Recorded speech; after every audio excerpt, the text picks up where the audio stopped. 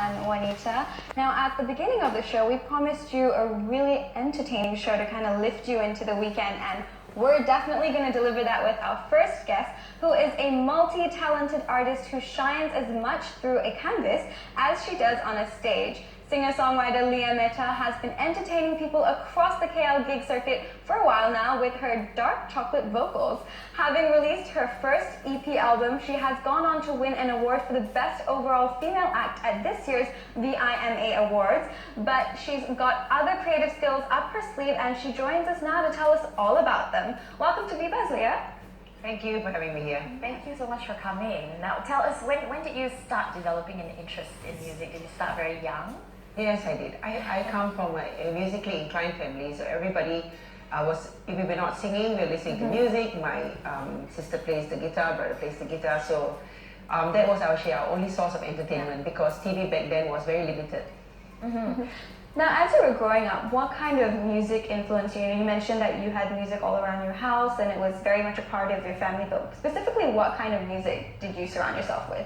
The music that was often played at home was either the radio, whatever was on radio, or on our 4-track cartridge, it was a lot of rock. So we had Black Sabbath, we had the Rolling Stones, we had Beatles, we had pop, which would be Elvis and Cliff Richard. That was my mom, country and western. So we had I had a lot of music to listen to when I was growing up, and if it was not what was on the radio or what we played at home, we'll be just singing, all of us. We'll be doing our part, we're doing our tune and all that, but it didn't matter. We could just sing it because we wanted to do it. Yeah, I would say these are the best musicians, that era was like the best, and like Nat King Cole and, as you mentioned, Cliff Richard and everything. But yeah, were these musicians, did they influence your current music style or style of songwriting?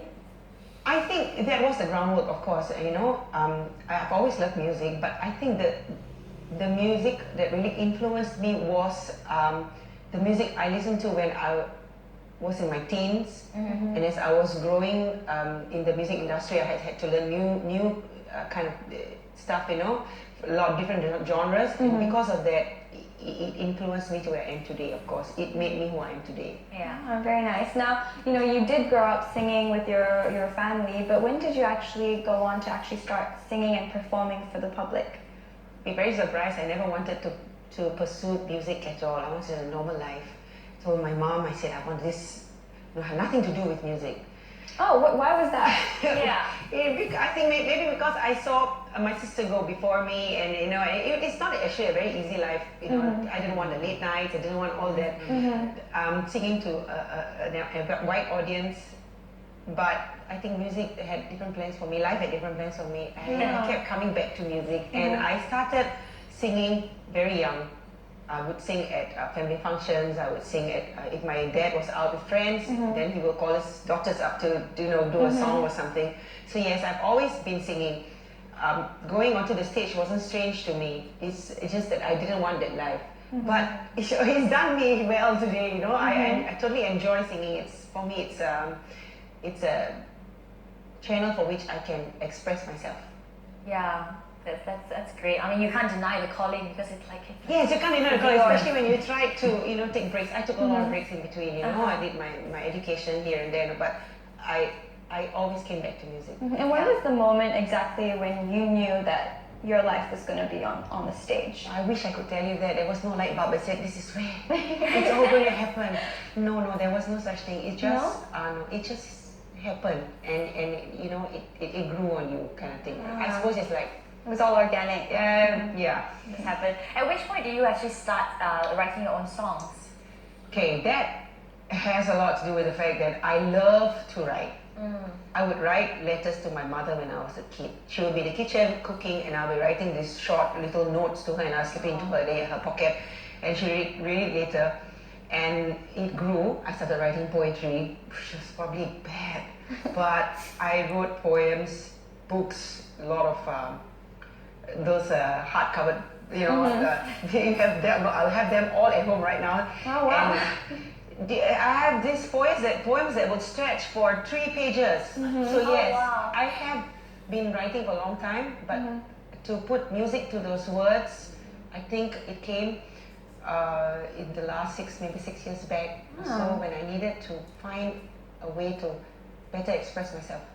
Okay, so do you ever look back at those poems and those pieces of writing and think that, oh, I could use this right now? Of course, Yeah? I do use some of them right now. And then I look at them and I also say, wow, so naive and so, such a dreamer back then, Yeah. But yes, of course, it was not gone to waste. It has helped me.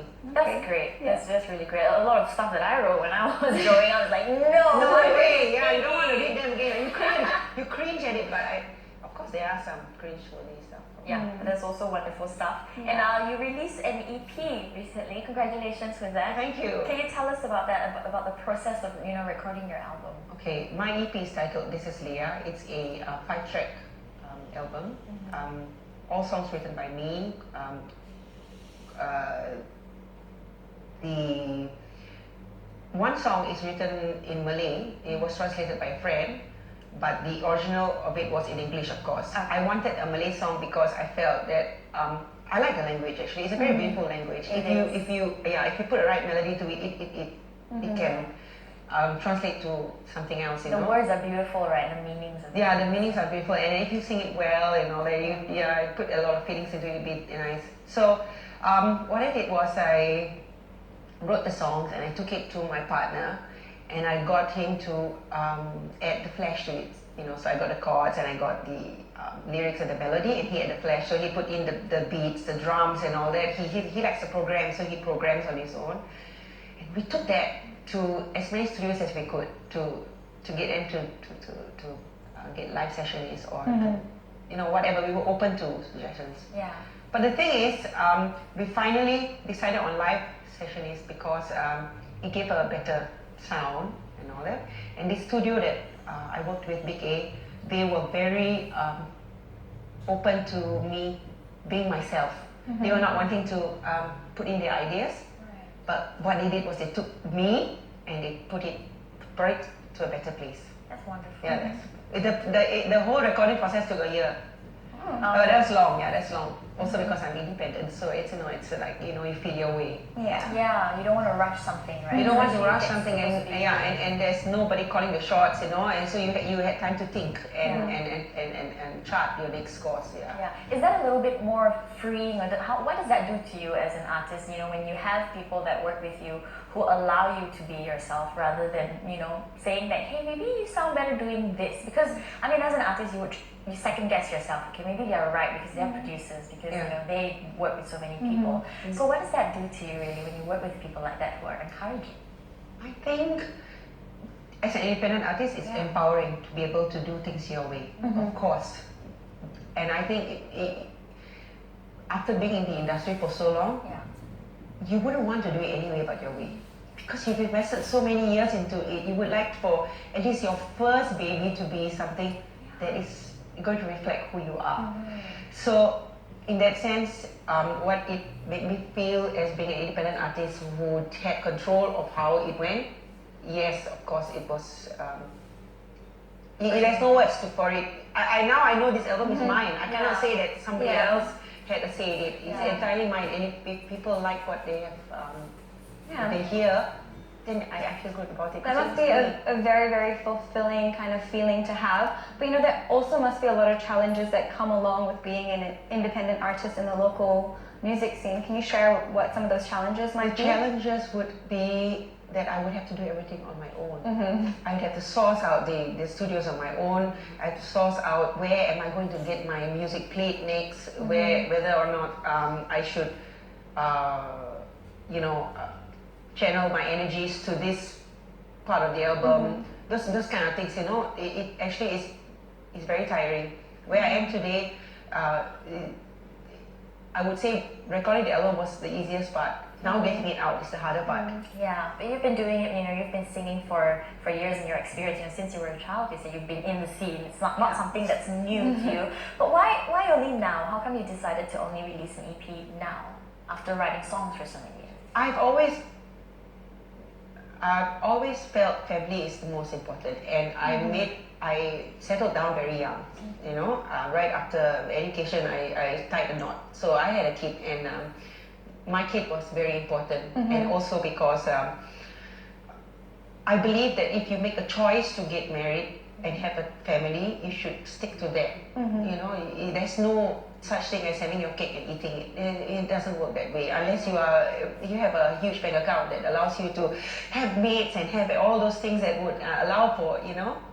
No, so it's entirely up to you how he or she turns out. So yeah, I needed to focus on that. And now that he's old enough to realize that I need to do my stuff, so I'm doing my stuff. That is the reason why. That's so real, and it's so wonderful that you have a family to back you up and support you. Oh yeah, they're very supportive. Actually, I have a very, very supportive family and extended family. Yes, that's beautiful. Yeah. Now, has motherhood or has your family lended any kind of inspiration to any of the songs you have in your album? No. No. Are there any songs on your album that you feel very personally connected to? I'm connected to all the songs I've written on my album, but most of the songs I'm connected to, all the songs I'm connected to is because of my experiences. What ties all my songs together is the, I think, a sense of hope, desperation, which I had the experiences to back up, like, you know? Yeah. So it's good that you've also had your music played on US and UK radio. That's incredible. Congratulations again. Would you mind sharing how that actually happened, how that went about? When my first song came out, I started putting it on the on social sites, you know, the social media sites, and it had some good feedback.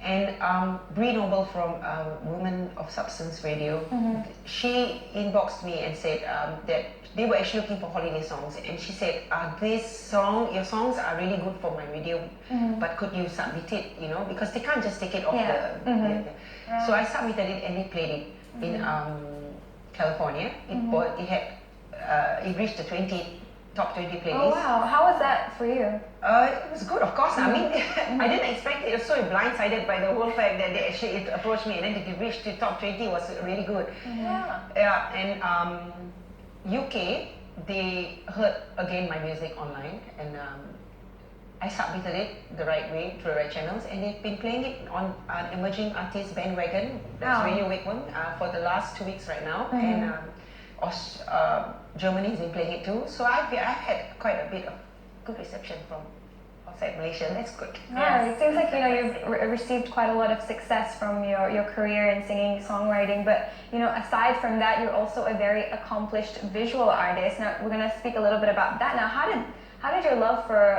being an artist all begin? Again, it started from my childhood. My father was a folkloric artist, so he painted a lot of village scenes, all the Malay kampung scenes and all that. So that was very popular in Malacca back then. So my growing years was watching him paint in front of the canvas. And once again, I didn't want to paint. I didn't want to paint, I didn't want to sing. I didn't want to do anything to do that. I wanted to be a secretary. And I started painting because I needed another channel to which to express myself. You see? I was already singing at that time. Painting, to me, allowed me to say things I couldn't say through words. Wow, and beautiful paintings we're displaying right now. Yeah, I couldn't. I couldn't say it through words, so I said it with my work. And the thing about painting is you sit down for from 2 to 12 hours, and you just paint and paint, depending on the inspiration that you have, and then you come out of it, you're zoned out. That is one of the reasons why I don't paint. I didn't want to paint. Now I paint. Sorry, I got it wrong. I paint now, but I didn't want to because it took a lot of time. Once again, family was important. Right. Tell us about some of the exhibitions that you've also had. I had my solo exhibit at Artemis Art. They've actually been carrying my art pieces for a few years already. I've had Twitter art exhibit that's in Orlando. I'm going to be doing the one in New York also. That's a group exhibit. It's artists from all over the world, we do it for a cause. I've had one in National Art Gallery, the Creative Art Space, that is about 4 months, 5 months back. I've had, I think, about a few exhibits, maybe 7 or 8. Yeah. Wow, it's quite a few. Yeah. Now, I'm really curious to know, has there ever been a situation where your art on canvas has influenced your music, Always. or vice versa? Always. Oh. if you listen to my music and you look at my art, you will find that there's a lot of, yes, there's a lot of emotion there, you know, that it overlaps. Yes, there is what I cannot say, like I say, what I cannot write, I would paint. Or and vice versa. If I'm painting, I would probably get inspiration to write some song, and I probably get the words down, but I'm wait for the melody to come later. Right. So if it happens midway of painting, do you stop your painting and then write a song? Or how do you No, I on my phone and I will just speak into it. Record a tune. I'll go on. Wow. Yeah. That sounds like a scene out of a movie where you're just painting and singing, and it all sounds so lovely. It sounds, but I think it scares people when the outfit video. They say, okay, she's at it again. But it's something that's beautiful. I think a lot of people wish they could do, like, express themselves through art, because you share it with people, and then people experience that and they feel you as well through that. I think that's wonderful. But how do you manage to stay true to what you really love doing throughout the years? You were saying that you needed to commit to your family, and a lot of people lose sight of that, lose sight of their passions and what they really want to do. I think it has to do also with the people that you surround yourself with. My family has always known that art and music is important to me, and they've encouraged me all the way. It's just that who I am and my beliefs have always stopped me from doing that. So my mom or my better half would always say, why don't you just paint? My sister-in-law used to tell me, why don't you just paint? You know you can paint, so why don't you just paint? So I think these people have never given up hope on me, and that's very important, to have those right people around you all the time. That's wonderful. Lovely. Now, if you had to choose though between singing and painting, which one would you choose to keep? I'll choose singing, of course. Really? Yes. That was easy enough. Yes, there was no I thought it would be hesitation. hard. I like singing. I found that I can't do without it. Yeah. Okay. Wonderful. Then what's next in the pipeline for you? I mean, with the release of the EP and. I have a single that's in the works in the studio right now. Yeah. So I hope to get it out by the end of this year or either in the beginning of next year. Yeah, because at the end of the year, studios are always busy. They have got a lot of stuff that I didn't want to pressure anyone, and there's no pressure on me too. But it's already actually about 70% done. So that doesn't take much. And again, it's going in a different direction. That's why I named the album "This Is Lyia." It's a little bit of me. Every little bit of me, I'll try to do. Yeah, that's awesome. Yeah. I think that's what people need, right? Just to know who you are. And Yeah, so there's not one fixed genre, there's a lot of genres there, it's a little bit of everything. That's wonderful. Well, thank you so much, Lyia, for sitting down and speaking with us today. It's been a pleasure, and we wish you the best of luck with your future endeavors as well as the album launch. Yes. And hopefully we hear more songs and videos, music videos from you as Yes, well. hopefully. But thank you so much for having me here today. Thank you. Thanks for coming. Yes.